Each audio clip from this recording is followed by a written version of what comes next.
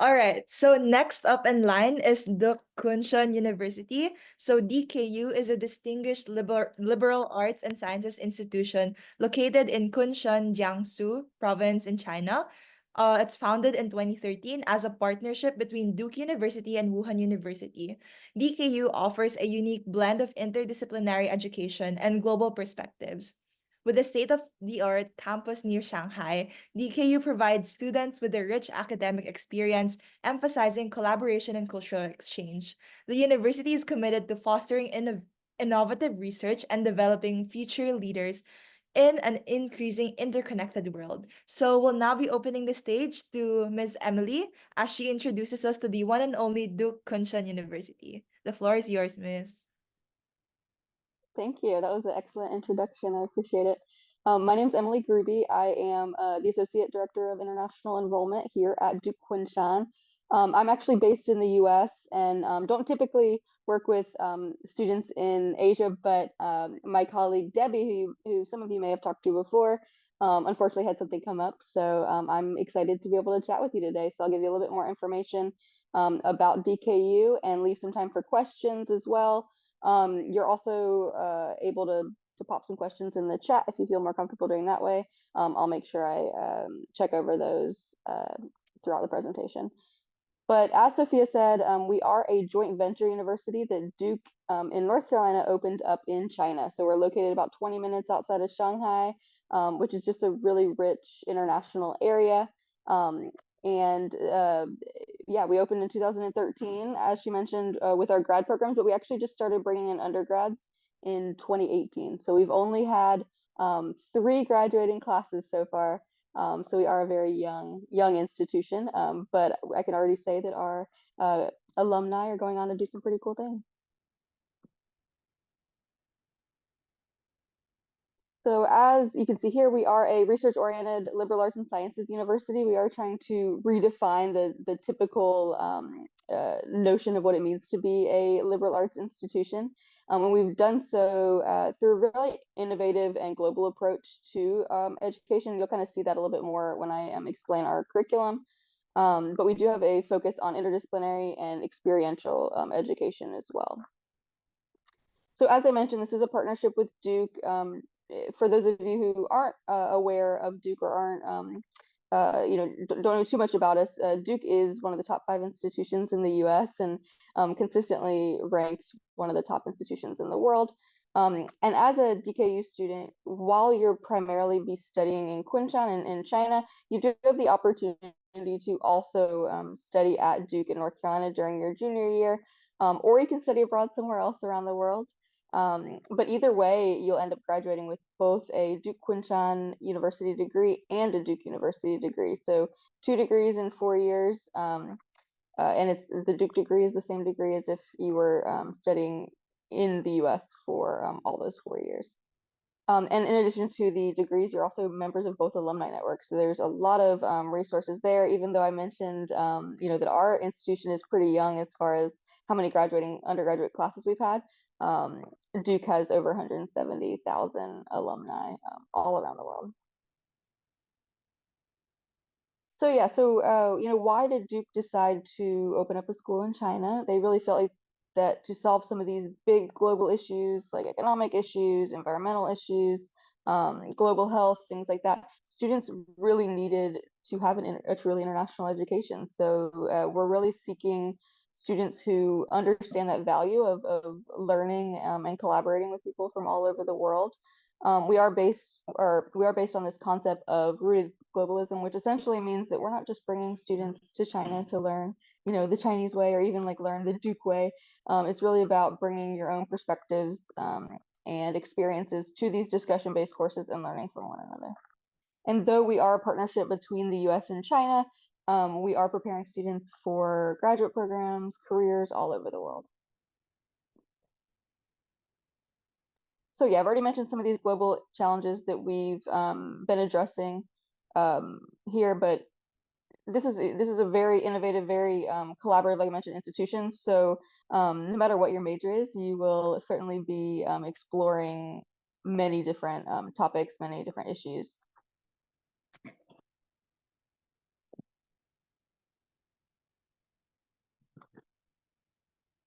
some technical issues with my headphone. Can you guys still hear me okay? Perfect. Okay. Yes, you're audible. Okay, thank you. So yeah, so our curriculum, as I mentioned, is arts and sciences, which is a pretty broad category and course. We do have all of our majors are blended disciplines. So essentially, you choose both a major and a disciplinary track, and I'll show you that in just a moment. But all of these courses are discussion based, they're experiential, and I know I've mentioned that word a couple times, but I'll again go into that a little bit more later on. And they are pretty academically rigorous. This is a Duke education in China, so students are high achieving, and again, willing and able to take on that challenging academic piece. So our faculty are from all over the world. We have about a third of our faculty on rotation from Duke. That's actually how you're able to earn both the Duke and the DKU degree. You have to take a certain number of classes taught by Duke faculty. But the 2/3 of our faculty that are permanent come from all over as well. We have about a third of those are coming from China, third coming from the US, and the other third of permanent faculty are from around 35 to 40 different nationalities. So it is very diverse, as is our student body. We do have a 7-to-1 student faculty ratio, which really allows us to have that mentorship focus in and out of the classroom. And as a reminder, all of our classes are taught in English, so you don't have to know any Chinese prior to being admitted. However, all of our international students do study Chinese once they enroll at DKU. Another thing I want to mention about the faculty is that because we're able to keep that student faculty ratio so low, a big chunk of our students do undergraduate research fellowships with DKU faculty.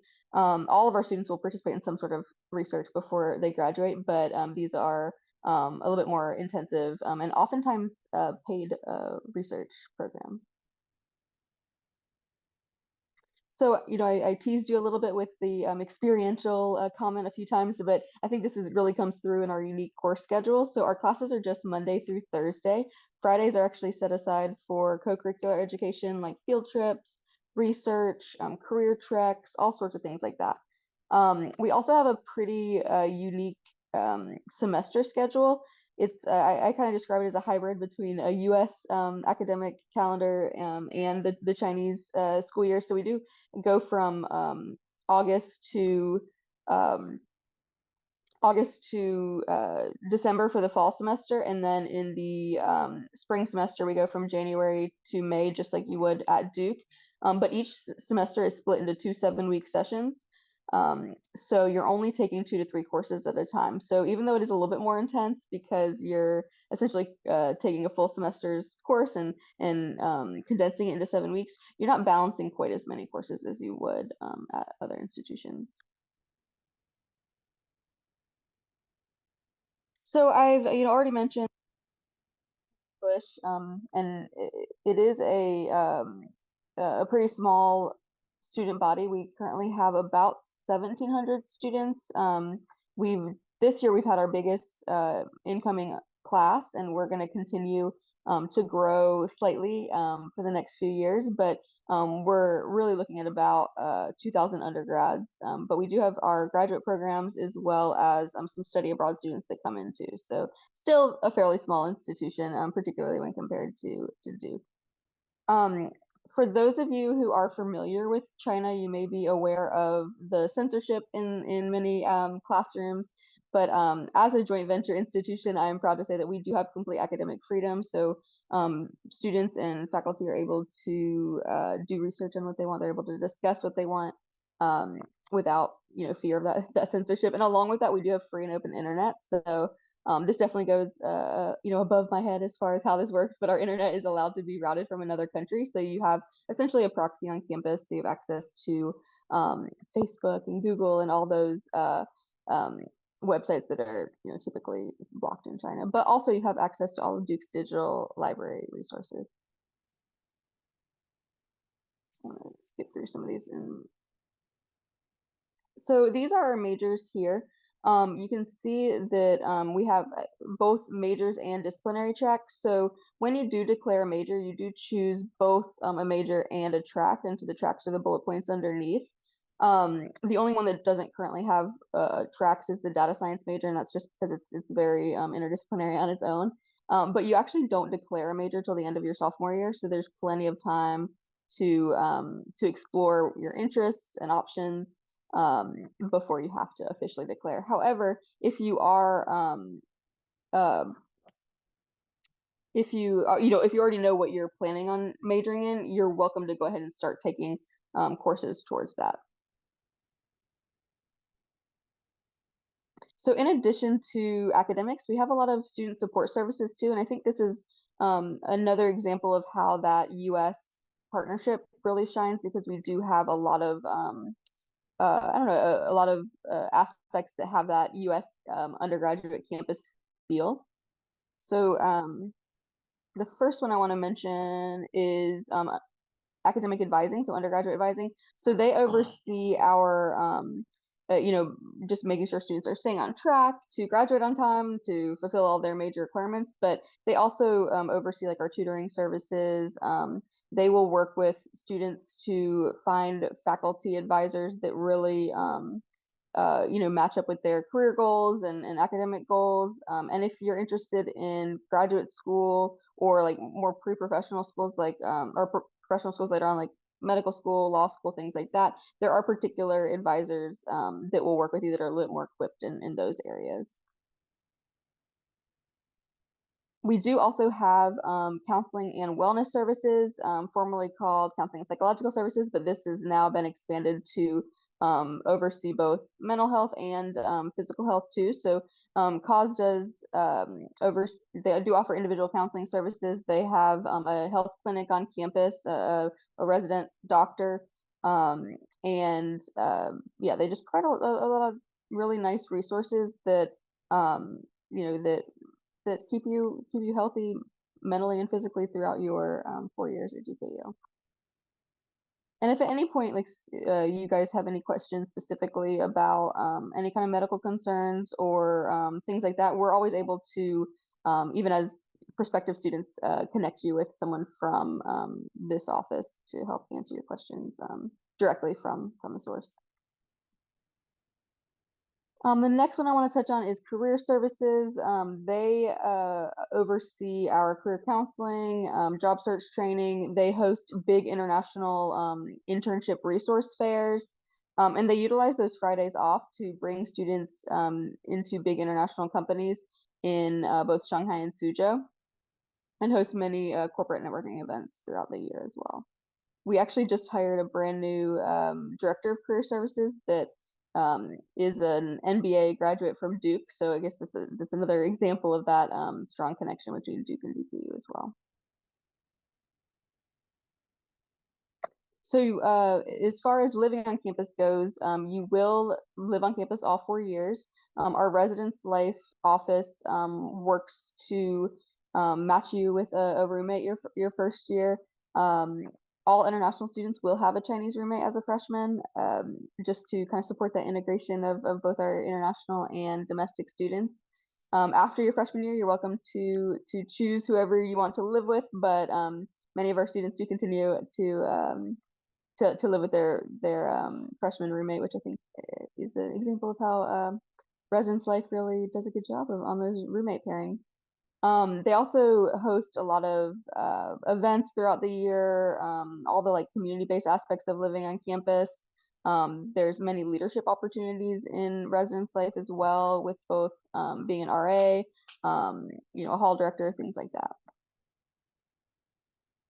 And then we do also have an athletics department. I actually was just in China last week, got to see our new sports center, and it is amazing. We have a brand new like Olympic-sized swimming pool, all the sports equipment and fitness equipment that you can think of.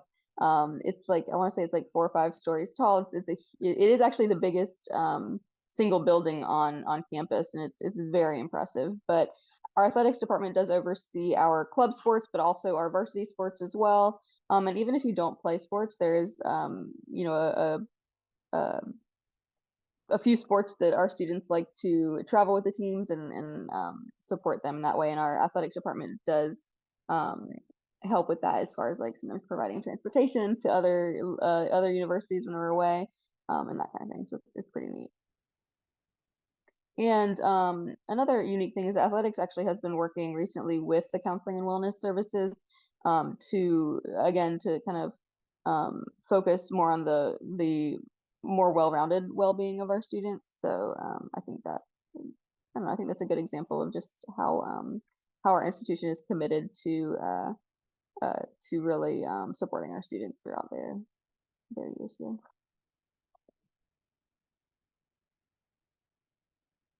Okay, and then these are some of the pictures from our phase 1 of campus. Again, we just opened phase 2, so it's expanded even more from this, but you can see it's very, very modern. Our campus, our university is young, so our campus was built within the last 10 years, which I think is pretty unique, particularly if comparing against other US institutions.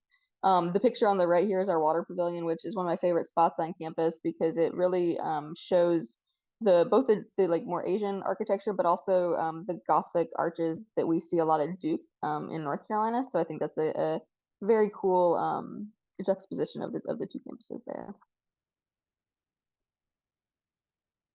We have really state-of-the-art lab facilities, both for research and teaching labs. We have an artificial intelligence lab on campus as well. We have some really nice classroom setups that are different depending on what type of class it is. And we also have independent and group study spaces throughout campus. So it's just a very welcoming and I think very well thought out physical campus too. So I don't know how many of you have heard of Kunshan before today, but it is considered to be a small city by Chinese standards. It's still about almost 2 million people, so there's a lot going on. It's really a hub for high-tech research and manufacturing, and it's I think very unique because you can get to Shanghai or Suzhou within 20 minutes, which are both very large cities. Shanghai, of course, is one of the biggest cities in the world. Suzhou, I usually about the population of New York City, so another large city. But there's also all these like historic water towns and that represent more like traditional China nearby too. So again, just a very unique area. Jiangsu is also a one of the most wealthy provinces in China. So there's just a lot of resources throughout the province as well for as far as like recreation and things like that go. Plus a lot of cool malls if you're into shopping like that. And then yeah, this is one of my favorite slides. But yeah, food. We have multiple dining facilities on campus, including a halal restaurant. We serve both Western and Asian food.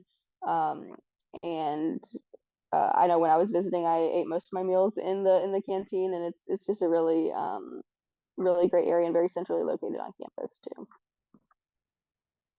So I've already kind of mentioned this. The picture on the right is one of those historic water towns. There's quite a few throughout the area, so it's again just a very unique area. So yeah, kind of reflecting on why DKU. I do want to remind you that you will graduate in 4 years with 2 degrees, both a U.S. degree and a Chinese degree, which is pretty unique in itself. We have a very diverse student body, many students from the Philippines as well, but we have over 60 nationalities represented from 6 continents.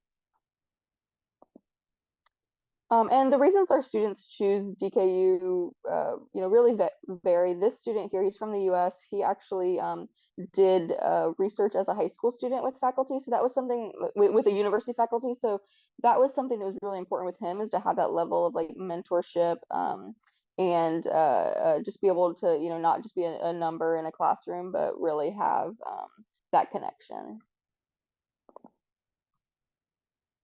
This student here, Reika, she's from Japan, but she lived in many other countries throughout her like K-12, her secondary education experience, and so I think she was really looking for a diverse student body where there would be those different perspectives in these discussion-based courses. So yeah, I think she found that, and she graduated last year, or yeah, last year.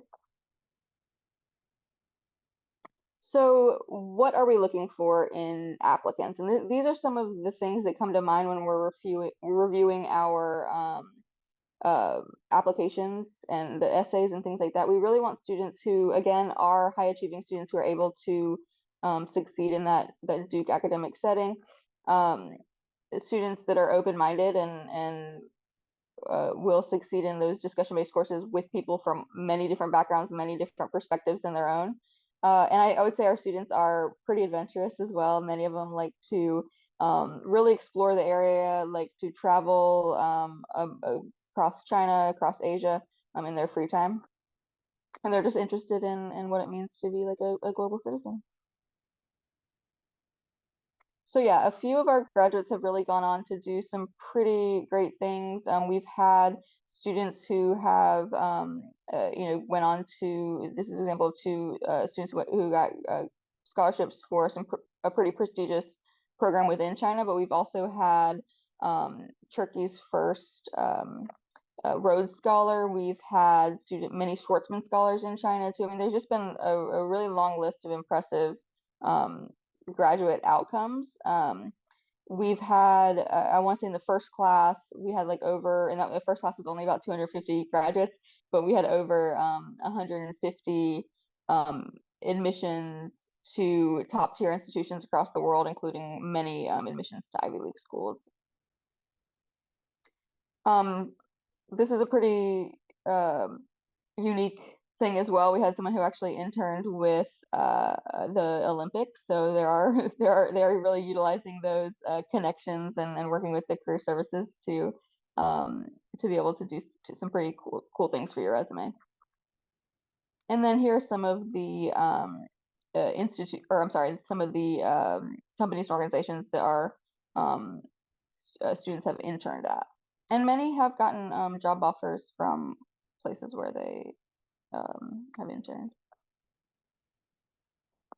So yeah, I'm gonna not go into too much detail, but about the research projects. But our students have been overall just very impressive. We've had students who have been published in high caliber, research collaborations, things like that.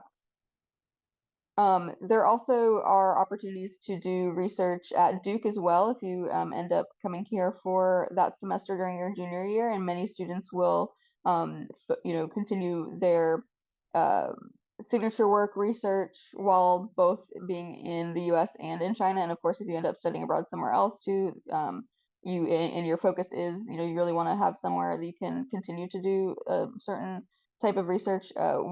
Our academic advising will work with you to help find that.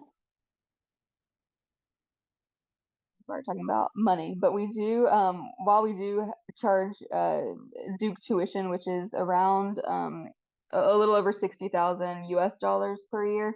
I tell students not to get too nervous about that because we do award a lot of financial aid. All students who apply are automatically considered for merit-based aid, and we don't have any like minimum requirements for those. It's all holistically reviewed as part of the application process. Also, if you are seeking need-based aid, you just have to submit your CSS profile, which essentially allows us to, get the information we need to see what your family contribution might be. But we award, like here, over 80% of our incoming international students receive some sort of aid. And I will tell you, we don't have any scholarships that are like, $500 or something like that. That's not really going to do much with tuition being that high. So our scholarships are very substantial too. We do have a few full cost of attendance scholarships as well. They're called Global Leader scholarships. But even beyond that, I do want to point out that even if you, maybe get a significant amount of your tuition covered, the total cost of attendance at DKU is significantly less than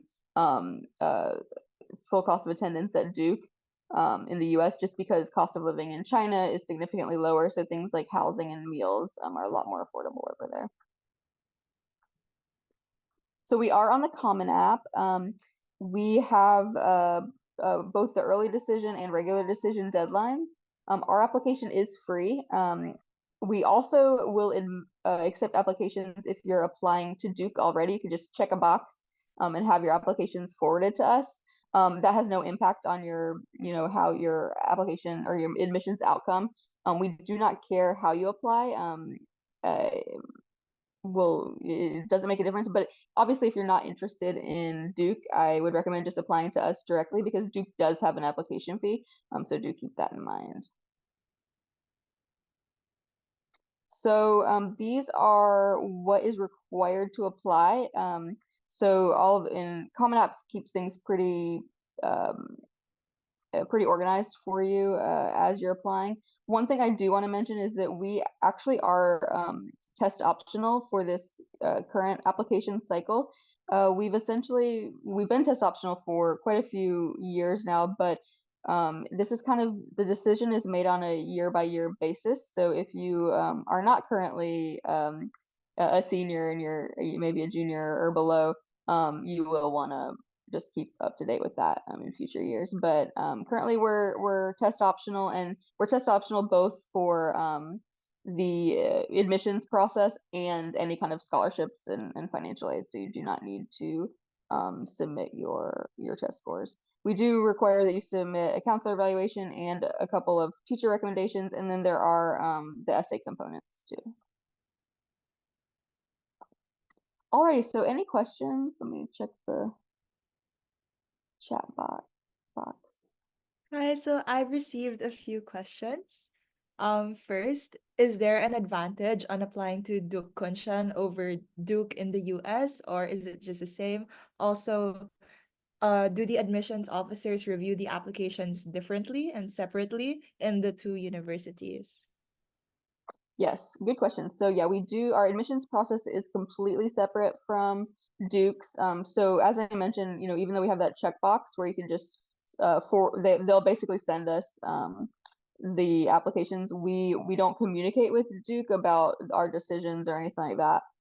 So it's completely separate. You may get into one institution and not the other. You may get into both or neither.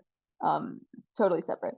As far as advantages of applying to DKU, um, the first thing that comes to mind is, I mean, Duke is a very competitive school to get into. The admissions rate is around like 5 to 6% every year.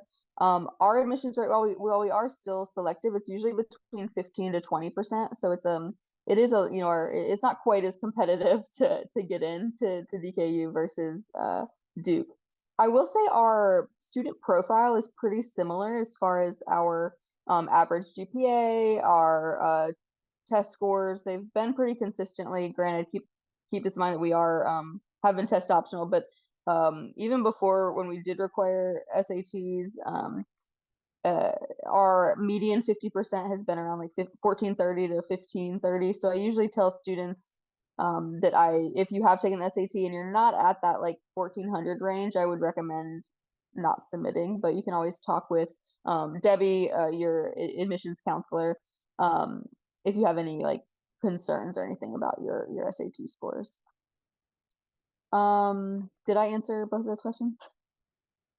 Yes, both questions were addressed. Thank you so much. Mhm. All right, we have another question. Is there something in an application that they put more value in compared to everything else? Oh, I actually don't think so because we are a very holistic review process, and this is another perhaps a difference from Duke and DKU because we have at DKU we have all applications are reviewed by at least two members of our team. So you're getting again those different perspectives looking at your application, but we are very holistic. We're looking at those essays pretty thoroughly, at the recommendation letters, while also factoring in your academic achievement, your level of rigor at your institution. So if you've taken like IB or AP courses or some of the more advanced classes available at your current high school, we'll kind of weigh you based on that as well. So there's all sorts of components that are involved in that application review. I do want to mention too that we offer a lot of virtual events. The info session is going to be similar to what I just did, but we have like virtual campus tours as well. And we have in the fall semester, we offer application advice sessions with our director. So that's a great opportunity to really hear the specifics about, what we're looking for in the application, and any kind of like tips to really crafting like the best essay to really market yourself. Can you give us some insights about extracurriculars that Duke prioritizes or at least prefers to see Uh, like on an application? Yeah. yeah, I don't really think that we have any that we prefer to see. I mean, I think if anything, it's we're looking for just that you've been in you've had some like collaborative experiences, which obviously can be many different things. You've been like part of a team because we do have that emphasis on collaboration. We also are, we want students who are also just interested in the world as a whole and then being part of a diverse student body. So if you're part of some sort of like international group or international research, like I think that stands out. But yeah, not necessarily anything that we like way higher than other extracurriculars. And I will say we also like take into account if you have a job, if maybe you're unable to really participate in a lot of extracurriculars because you have a lot of uh, responsibilities at home. Like those are all things that we consider to be extracurricular, and still like kind of help with those like leadership aspects. So I do encourage that you include those on your application too. Mhm. All right. Is there a strong Filipino community within the university that can help students feel at home? Yes, there is. Actually, we have one family from the Philippines that just their third student just started at DKU as a freshman. So I think that I'm hoping that we'll get some like profiles of them soon because I think that shows one obviously that all of those students really enjoyed their experience, or the first two at least really enjoyed their experiences at DKU, but also the parents were big supporters of Duke Kunshan as well. So yeah, and beyond just that family, we do have a pretty vibrant Filipino community at Miss DKU. Emily, I think I know who you're referring to. I think he might be my Yeah. friend. Oh, nice. Yeah. Yeah, I can't remember the youngest one's name, but I know gosh, what is it? The Clara family? Is that No, who? Sinclair's. Oh, so there may be another family that has yeah. multiple. Yeah, and as I mentioned, like I don't typically work with the Philippines, and Debbie Mhm. does. So these are just students that stood out to me as someone who doesn't work particularly with that population. So I think that also goes to show just kind of like their impact on campus. Yeah. Thank you so much. What Of are course. the opportunities for the students outside of the classroom within the university? Yeah, so as I mentioned, research is a big thing at DKU. But also there's many student organizations. There's over 60 that range from some more like identity based ones. Like we have like a Black Scholars group. We have an LGBT student organization. We have a lot of career focused organizations too, like maybe like pre-med student organization. There's a student organization that's actually like based on research as well. Students who are more passionate about the environment. There's outdoor adventuring type stuff. There's all sorts of ways to be involved. Additionally, we have club sports as well. So in varsity sports, if you want to be on a more like, competitive level, but a lot of our students enjoy the club sports because it's a little less intense than the varsity. We do also have the option to we call it a host family program. You don't actually like live with these families, but it's just a way to kind of have a connection to the local community. And so I know many of our students have participated in that, and it's optional to do. But that also is kind of structured. They have like a survey that's similar to like the roommate survey where you're talking about what your interests and goals are through this program, and they match you up with a family that will suit that. Some of our students really want to challenge themselves, but particularly if they've studied Chinese in high school already and they're entering in with like a little bit of language experience, they may want a family that doesn't speak very much English so they can um, practice their Chinese with them. And it is challenging, particularly if they don't speak another language. So yeah, there's a lot of ways to be involved though. Also, as I mentioned this earlier, like our students also just they're all very adventurous. They all have the travel bug, so you'll definitely have travel buddies to explore China and the rest of Asia. Thank you very much. Do college admissions evaluators typically prefer applicants who are well-rounded or those who show a high level of expertise in a specific field? I would definitely say and this is going to be different for every institution, I think, but I think we are really looking for well-rounded students because obviously they have to have a pretty, they have to be pretty high achieving and able, like I mentioned, able to succeed in this like Duke education um, level of rigor, academic rigor. Um, but we're also wanting to see that students are gonna do well in these like discussion-based courses where people are coming from all over the world. So I think that well-rounded aspect comes into play there a lot. And also, we want students who are going to be essentially like mature enough to live in another country for college. So, to step out of their comfort zones. I think that's important. Thank you. Can you give us an insight on a day in a life as a Duke Kunshan student? Maybe can talk about like class timetables, typical schedules, yeah, possible things to do. Yeah. Anything. Yeah, so it kind of depends on what you're studying, but students will typically have a couple classes a day because again they are condensed into just Monday through Thursday. So our students, may be a little bit more time intensive if you're doing like a lab type course as well if you're a natural science student.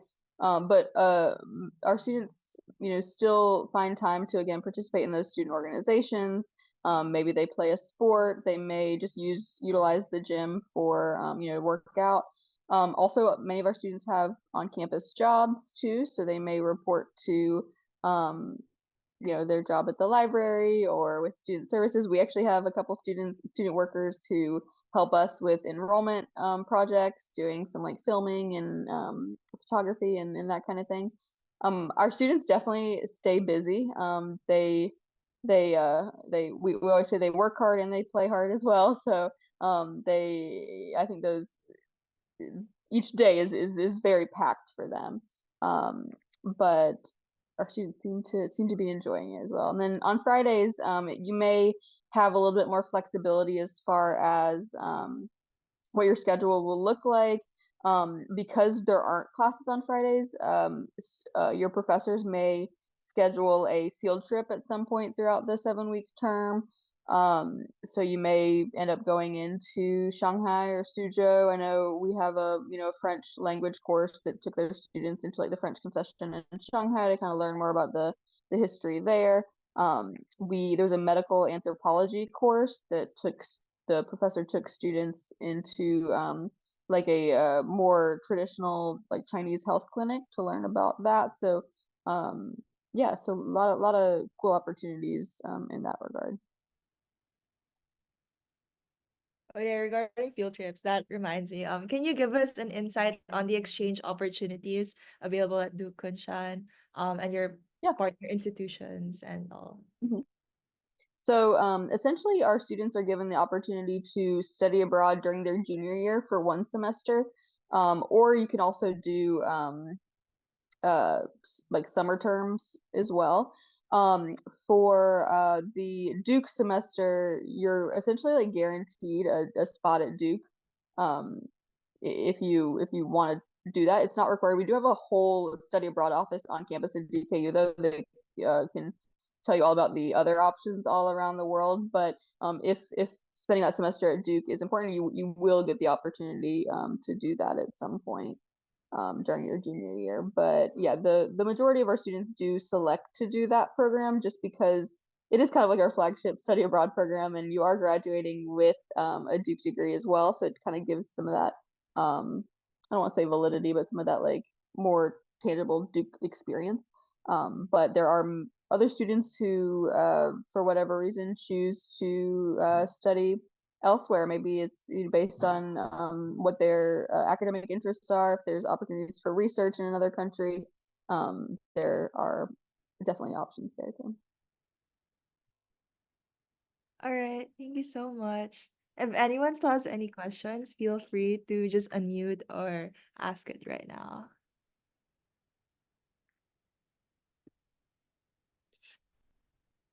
I'll also have Debbie reach out to participants. I think you guys are hopefully going to send maybe a list of emails or something like that, if I'm not mistaken. And then if not, I can share Debbie's. Actually, I'll go ahead and do that. Okay, let me pull up her email address. Share that in the chat.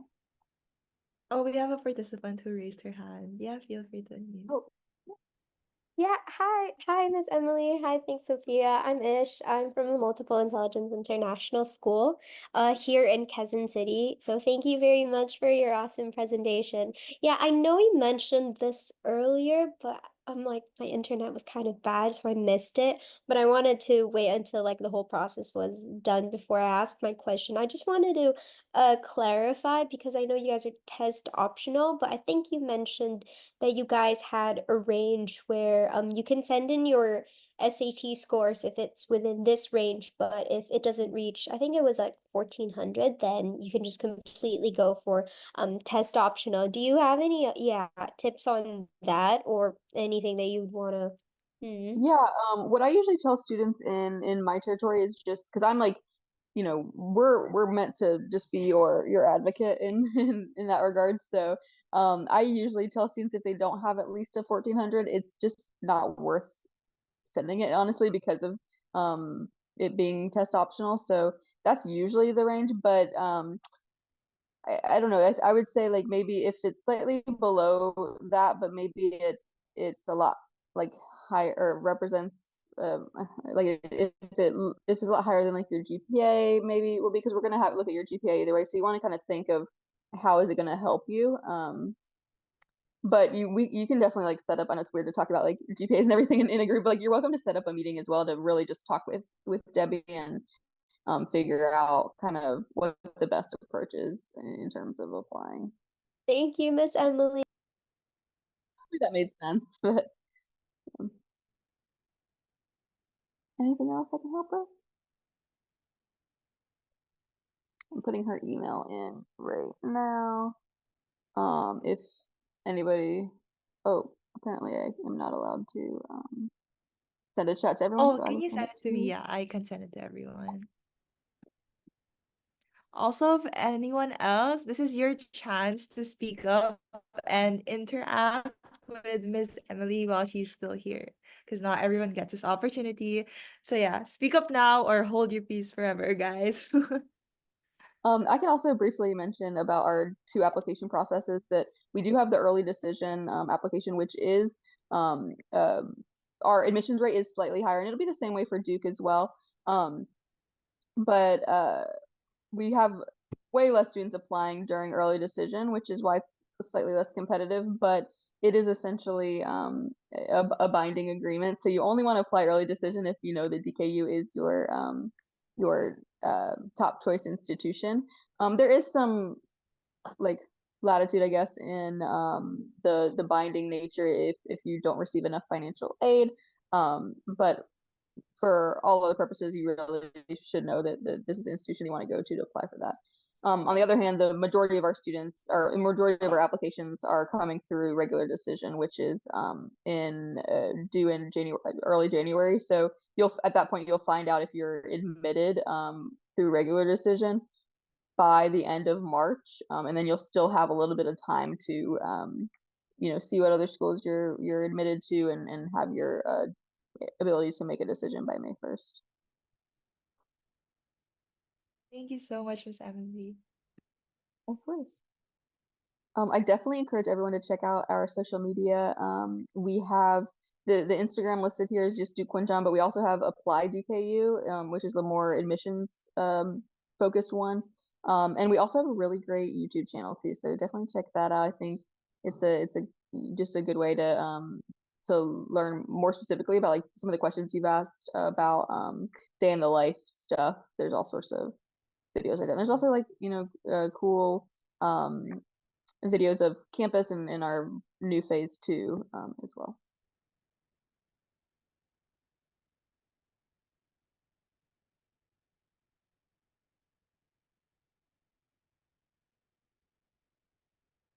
We have around 10 minutes left, so if anyone has questions, drop them now.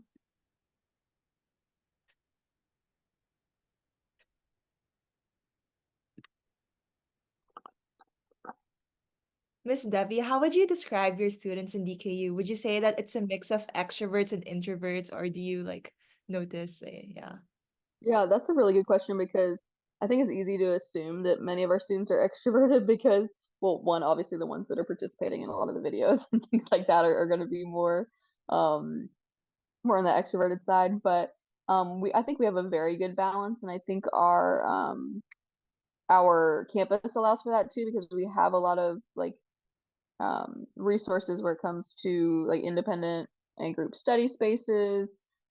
We have a lot of space for students to, explore their interests alone or with groups. For example, I just saw our music practice rooms, which is really cool. We have like individual ones, and then also like, a band space that students can practice in. So there's just a lot of, I don't know, a lot of like resources around that.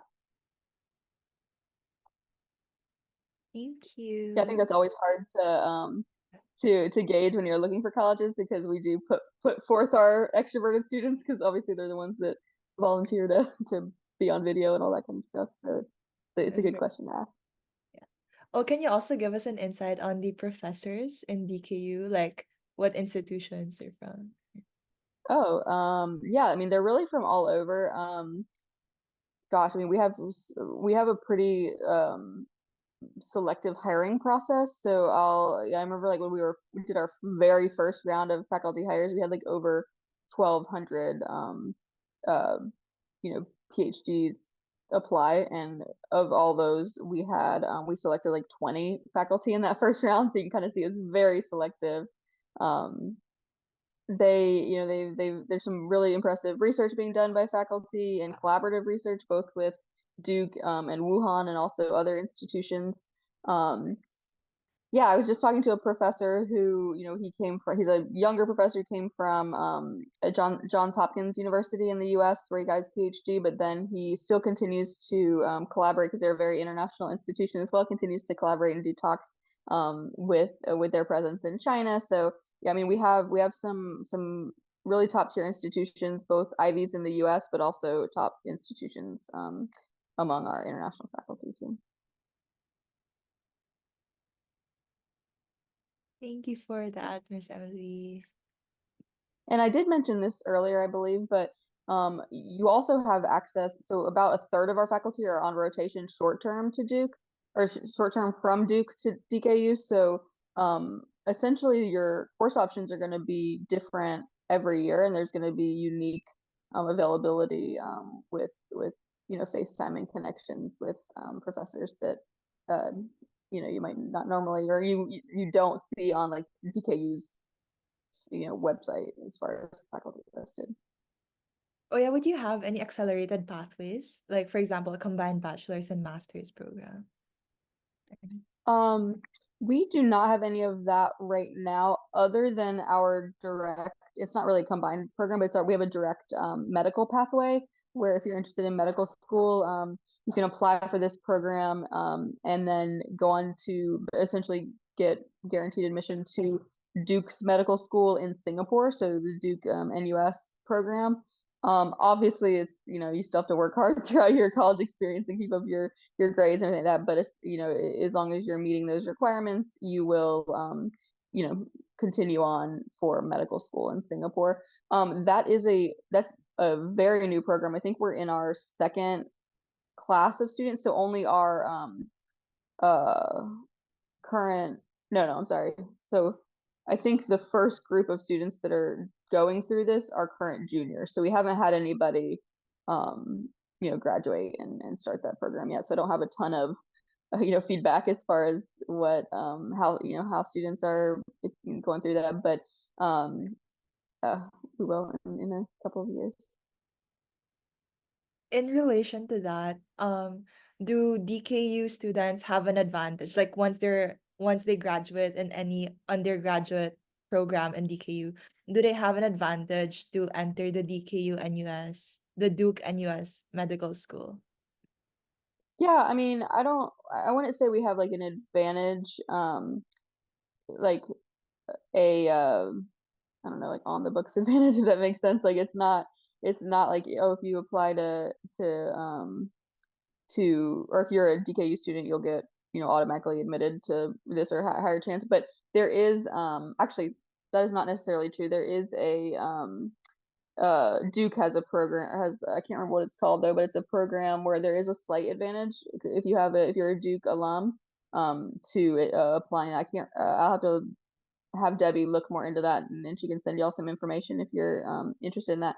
But that aside, I do think that the graduation or the grad school acceptances that we see from our students in those first 3 classes that have graduated have been really impressive. I mean, we have a lot of not just Ivy League schools or students going on to Ivy League schools, but we have quite a big pool of students that go on to Duke or go on to other like top institutions, both in the US and abroad.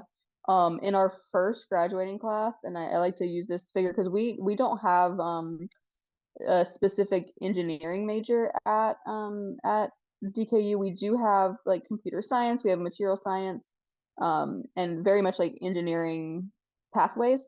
But we had 15 students from that very first graduating class, which is about 250 students who got early admission into Pratt School of Engineering for graduate school. So I think that kind of shows that in again they don't have like they weren't studying engineering specifically in undergrad, but it was still their application was still strong enough to be admitted early into Duke's graduate program for engineering. So I think that's pretty impressive. About Duke NUS, it's open to all international students, right? It's not just for the locals in Singapore. The medical pathway Yeah. specifically. Mhm. Yeah, so it is open to, so we have basically I believe that we have 10 slots per year, 5 of which are supposed to go to Singaporean students, but the other 5 are for students from anywhere. And And because it's so new, I honestly don't think we're filling all of those spots oh, yet because it is a new opportunity. yeah. Are there any like financial aid or scholarships offered? Yeah, for just undergrad in general, we offer a lot of scholarships and financial aid. I don't know the specifics about if you're referring to the NUS, like the graduate portion, but I could probably find out more information about that later on. Thank you so much, Miss Emily. Well, Yeah, as I mentioned, I'll have Debbie reach out as well, but her email is listed there too if you have questions before she does. But yeah, it's been nice chatting with you, and you guys asked some really great questions. yeah. Thank you so much. I'll definitely reach out because I'm actually like interested to eventually enter med school. So Okay, yeah. cool. Yeah, and we do have some we have like a info session that we can send you that's specifically about that medical pathway. Uh yeah, it's definitely a cool opportunity. But we have a lot of students who um just aren't ready to commit to where they're going to go to med school, obviously, as uh high school students. So we have a lot of other like pre-med pathways and things like that to help you prepare for applying to medical school later on. Yeah. Thank you so much, Miss Emily. I actually sent my email. I'm interested in the info session, definitely. Okay, perfect. Thank you so Cool. much. So I'll stop the recording now since it's 9:59. So that brings us to the end of the DKU talk. Thank you so much, Miss Emily, for your time today. I I'm sure that all the participants learned so much. And more viewers will be able to see this soon once the video is published in YouTube. So yeah. Okay, Thank you perfect. so much. I'll Mhm. stop it now.